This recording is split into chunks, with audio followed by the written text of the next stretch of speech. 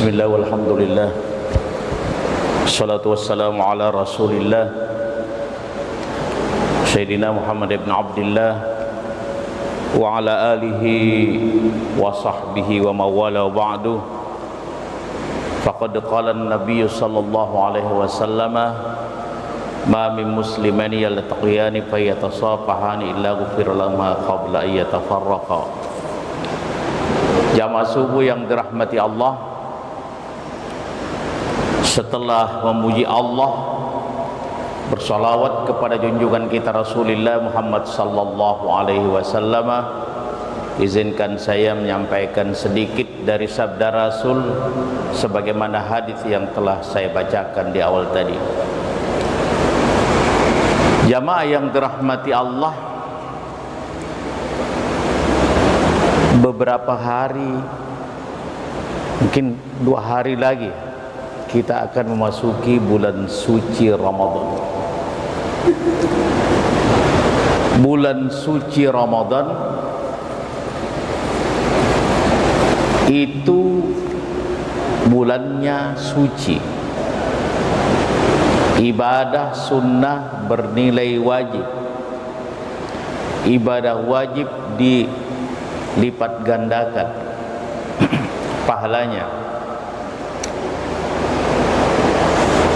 Tapi itu baru bisa kita ketemukan setelah kita yang memasuki bulan suci itu dalam kondisi suci.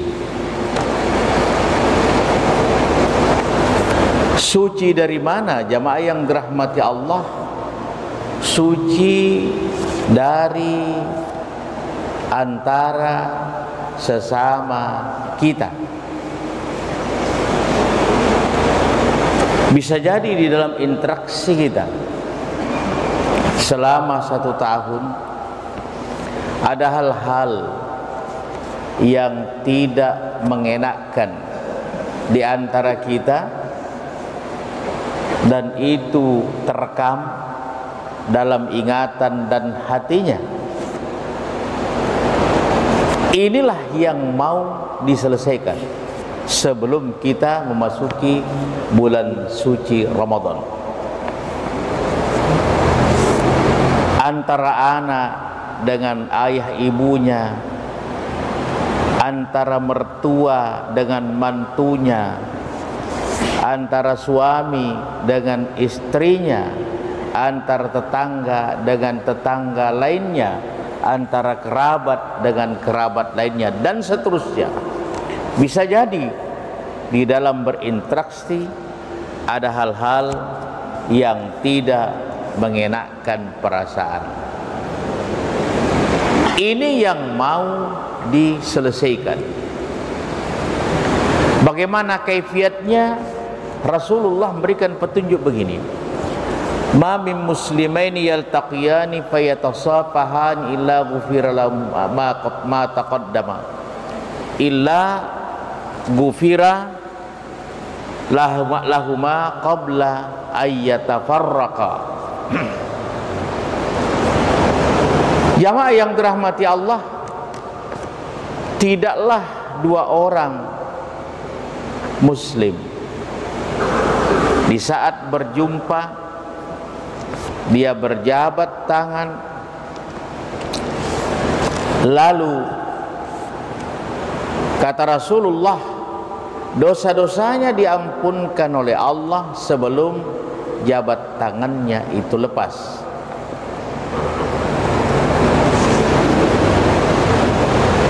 Ada yang bertanya, Ustaz, bagaimana sekarang corona? Jabat tangan corona sih? Ada jabat tangan corona itu si Jaguru atau si ya.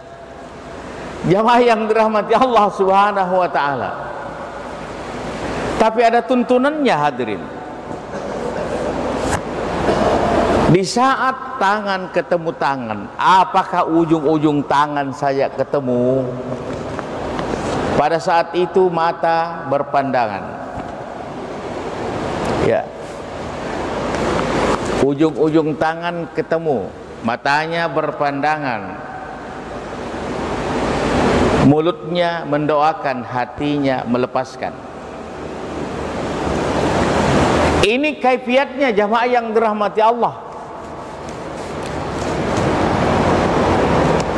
Apalagi memang kalau kita tahu, saya pernah salah sama si fulan.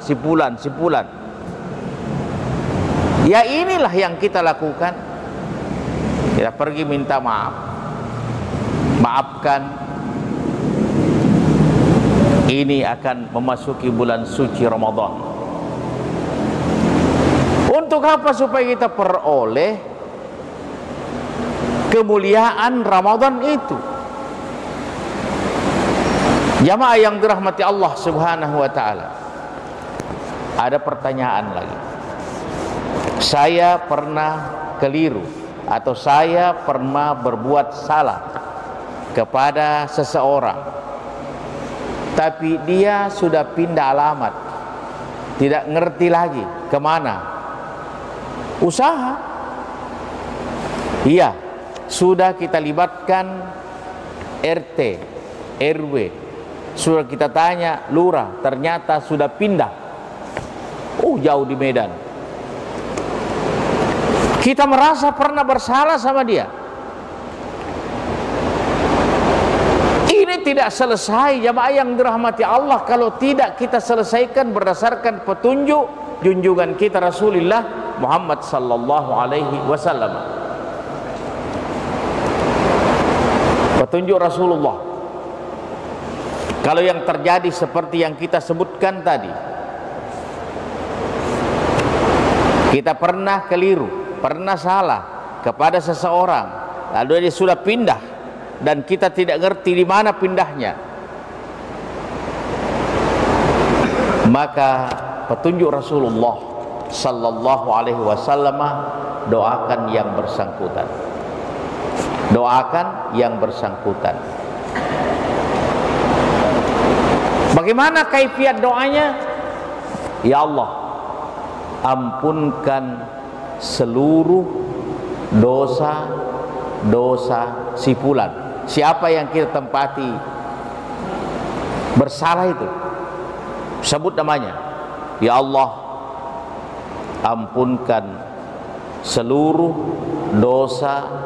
dosanya si fulan. Baru kita minta kepada Allah untuk diri kita, ya Allah, lepaskan pula dosa-dosa saya terhadap si fulan itu. Tapi ini harus dilakukan secara terus-menerus. Kenapa terus-menerus? Karena kita tidak tahu doa kita yang mana yang diterima oleh Allah. Kok seperti itu? Siapa suruh bersalah? Doa terus, setiap saat. Sama halnya kita mendoakan orang tua kita, ayah, ibu kita. Itu doanya setiap saat. Habis salat doa, habis salat doa, habis salat doa. Kalau mau ditambah bangun tidur doa untuk ayah ibu kita.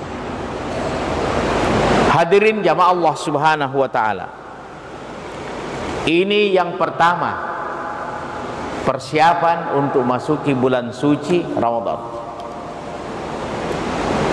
Saling memberi dan meminta maaf, saling melunasi. Tidak ada lagi hal-hal yang dibawa masuk ke bulan Ramadan yang nanti mengurangi nilai kesucian Ramadan. Yang kedua, jamaah yang dirahmati Allah, bayar utang. Utang apa? Utang puasa. Jangan sampai nyebrang tahun.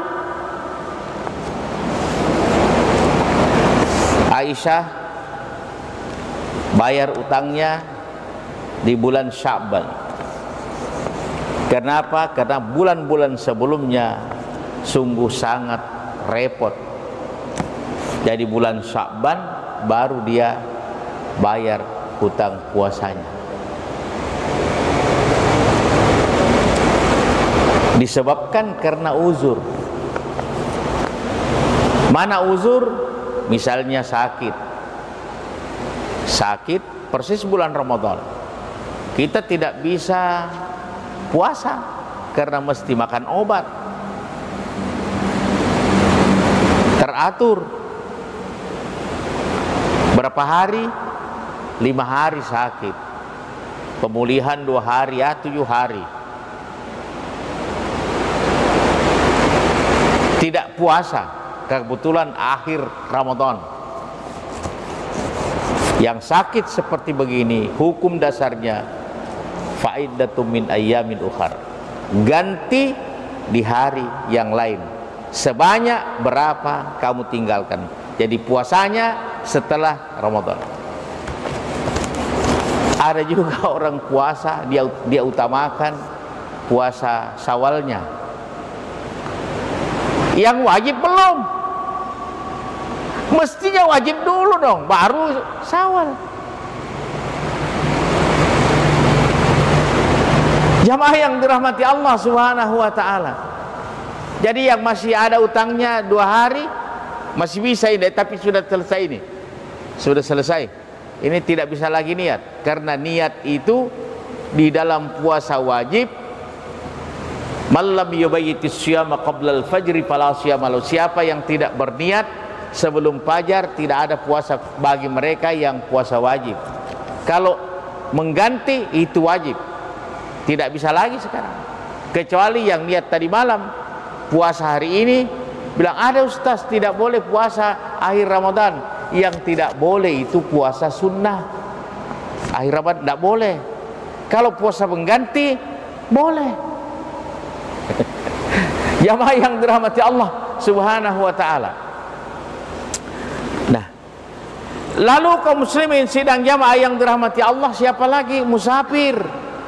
Berapa hari musafir?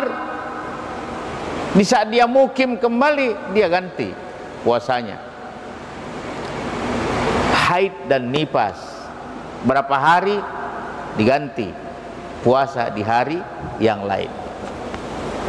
Jamaah yang dirahmati Allah Subhanahu wa ta'ala, bagaimana kalau sakit menahun? Sakit yang tidak diharapkan sembuhnya dan orang sangat tua, pikun lagi. Bagi mereka yang berdua ini cukup membayar fidyah. Cukup fidyah. Yang sakit menahun dan diharapkan sembuhnya, yang kedua yang pikun, cukup fidyah. Jamaah yang dirahmati Allah Subhanahu wa ta'ala, yang berikutnya kaum muslimin yang hamil dan menyusui. Ada hamil, ada menyusui. Jadi 2 orang, ada satu hamil, ada satu yang menyusui.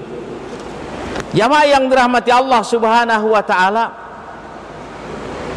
apabila keduanya khawatir terhadap dirinya atau terhadap anaknya, apabila dia berpuasa, maka keduanya mengganti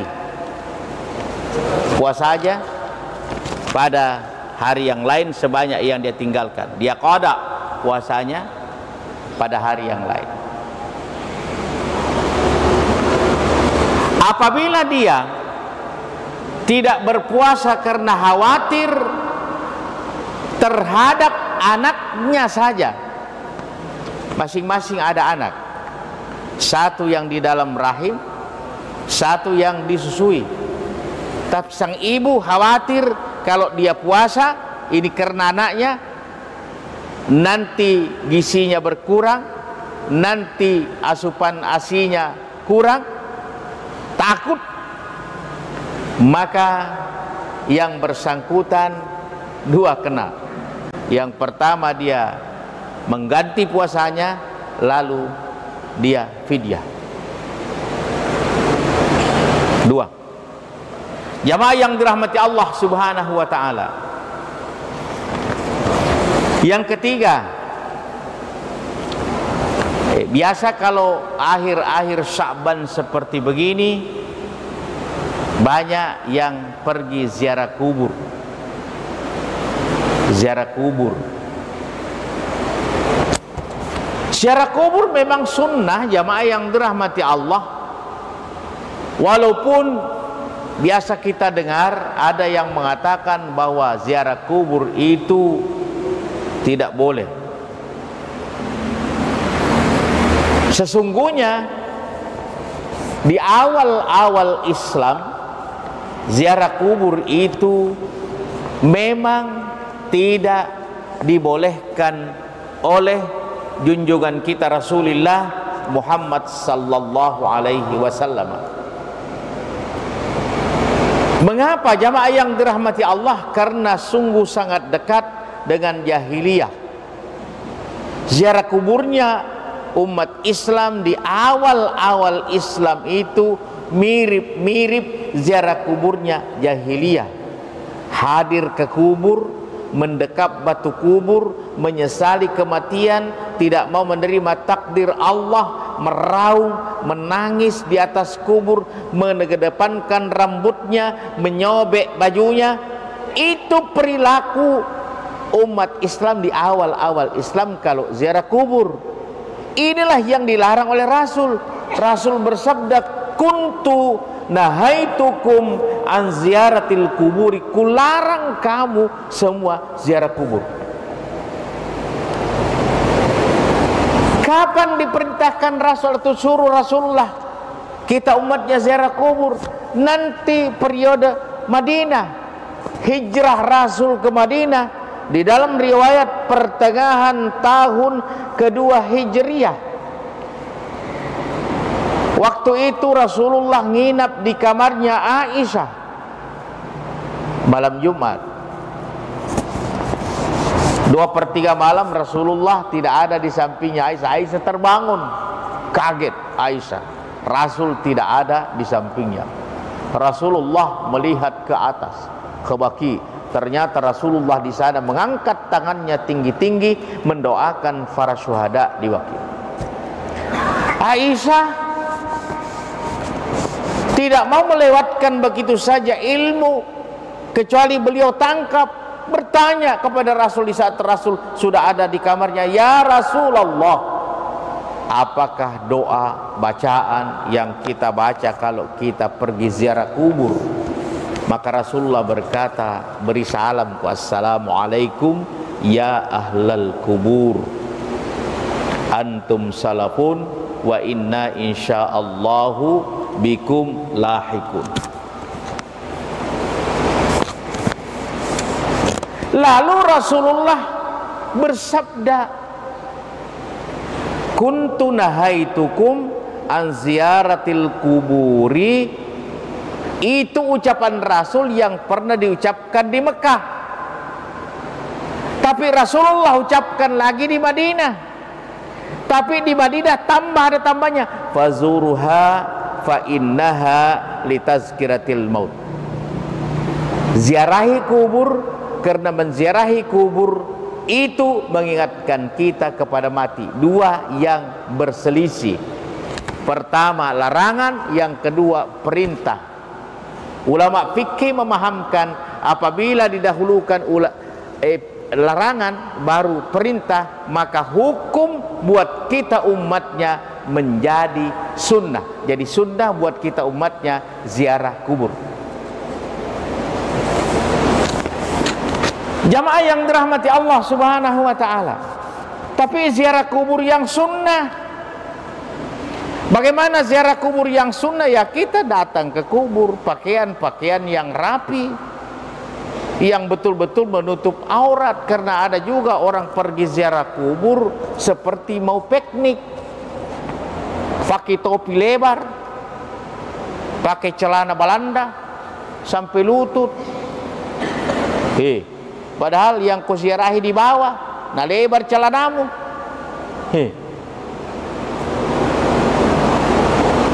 Ini adabnya jamaah yang dirahmati Allah yang kurang.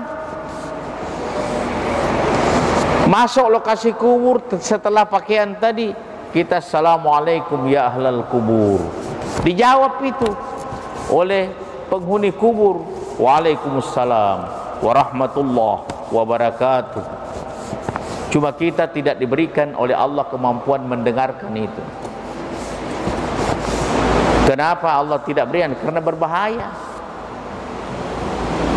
Kalau kita dengar, baru sore-sore kita ke kubur, baru 3 orang jaki, baru didengar gemuruh, ngapa magi? Kuna tenan tak lari terbirit-birit, mana sandal tas sandal mi motere. Sudah itu jamaah doa. Doakan itu, siapa yang kita ziarahi doa. Ayah kita, ibu kita doakan. Karena ini salah satu wujud bakti kita kepada orang tua kita yang sudah dikuburkan. Ziarah kubur itu bakti kita, hadirin, kepada orang tua kita. Ada keterangannya, ada. Rasulullah bersabda, man zara qabra abawaihi aw ahadihima fi kulli jum'atin ghufira lahu wa kutiba barra.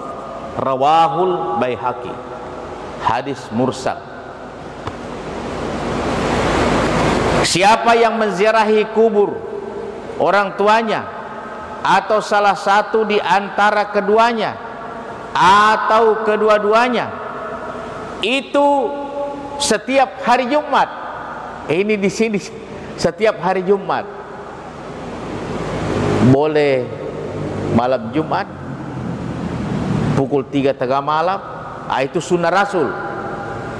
Boleh pagi Jumat, boleh sore Jumat. Ada juga keterangan boleh hari Sabtu pagi untuk ziarah kubur. Kalau semua ini tidak bisa, kapan bisanya? Kapan bisanya? Jamaah Allah Subhanahu wa taala. Ghufira lahu, diampunkan oleh Allah. Siapa dia? Itu yang pergi menziarahi kubur. Wa kutiba barra, dan dicatat sebagai baktinya anak kepada orang tuanya. Jadi jangan dipandang enteng. Yang ziarah kubur dah ada apa, so lebar merusak sudah selesai dimakamkan, apa lagi? Wih, jangan pernah dipandang enteng jamaah yang dirahmati Allah. Bakti kita kepada orang tua kita tidak hanya hidupnya, mati sekalipun masih ada caranya menurut petunjuk junjungan kita Rasulullah Muhammad SAW untuk kita berbakti kepadanya. Antara lain menziarahi kuburnya, mendoakannya. Jamaah yang dirahmati Allah Subhanahu wa taala, inilah persiapan-persiapan yang akan kita persiapkan sebelum memasuki bulan Ramadan. Sucikan diri kita dari kekeliruan-kekeliruan yang pernah terjadi, saling memberi dan meminta maaf. Yang kedua, utang puasa kita selesaikan, tapi ini sisa 1 hari bisa, sisa 1 hari, karena sisa hari ketiga setelah hari ini sudah Ramadan. Nah, yang berikut ya Allah Subhanahu wa taala, jangan pernah kita mengabaikan menziarahi kuburan ayah ibu kita apabila kita setanah. Misalnya di Endrekang, ke sana. Seperti saya 2 hari 3 hari lalu 3 hari ke sana. Ada adik ipar meninggal dikuburkan di Kalosi, ke sana ziarah kubur. Tapi kalau ke Kalimantan terpaksa tidak bisa dulu. Ke pesawat bising, ditusuk lagi hidung baru bisa. Tusuk hidung, banyak urusannya. Ya Allah Subhanahu wa taala. Saya kira pada malam hari ini, subuh hari ini, inilah yang sempat saya sampaikan. Mudah-mudahan Allah Subhanahu wa taala memberikan hidayah, petunjuk, maunah, pertolongannya kepada kita seluruhnya untuk senantiasa mengamalkan petunjuk-petunjuk junjungan kita Rasulullah Muhammad sallallahu alaihi wasallam. Wabillahi taufiq wal hidayah. Assalamualaikum warahmatullahi wabarakatuh.